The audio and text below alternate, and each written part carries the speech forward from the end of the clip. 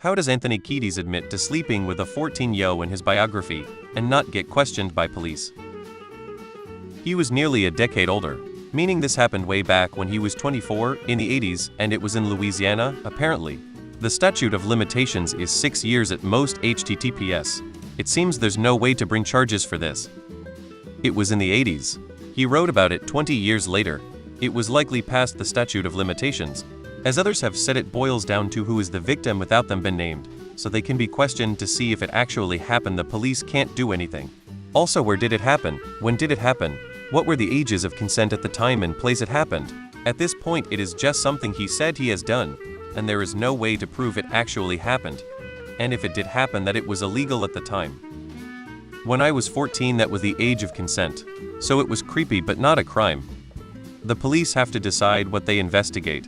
Are they going to choose the open murder cases or the underage girl a celebrity says he had sex with years ago? To be clear, I'm not saying it would be any less important, but police generally try to go after cases that will result in a conviction, and this one almost certainly wouldn't. It may depend on where it happened and age of consent at the time. Also, the girl would need to come forward to corroborate. You don't know. There haven't been investigations. I can admit to killing Epstein, but that doesn't mean the police will arrest me. As long as the victim doesn't come forward, there's not much that will happen.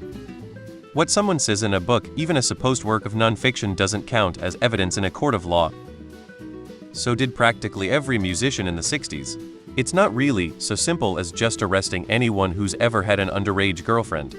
How long ago was it, and how specific was he about where it happened? If he doesn't even say where it happened, who would question him? Police have to have jurisdiction. Then of course there's the statute of limitations. If this happened 30 years ago, it's not prosecutable. The amount of stories I've heard of bands back in the day literally touring with 15-year-old groupies, the Beatles for example, blows my mind.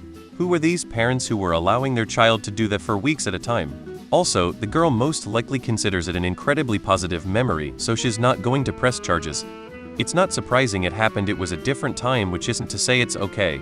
But what is surprising is that someone would admit to it freely in their book. That shows a lack of understanding of today's society. It's possible that no one ever reported it to police. Statute of limitations. Real answer is likely statute of limitation was long past, so there is nothing that could be done. If the police did not file charges in time, the statute of limitation has passed and he can no longer be charged for that crime. Weird that it gets called creepy a lot here. This is more than just creepy, I'd say. Yeah, it's wild. Likely dodged legal action due to statute of limitations, but it's still super creepy. Marilyn Manson used to have girls around that age up on stage sucking his dick during the shows, and he had to have been at least in his mid-20s. If you don't actively get caught, you get away with it. It's fucked, but that's the world for you.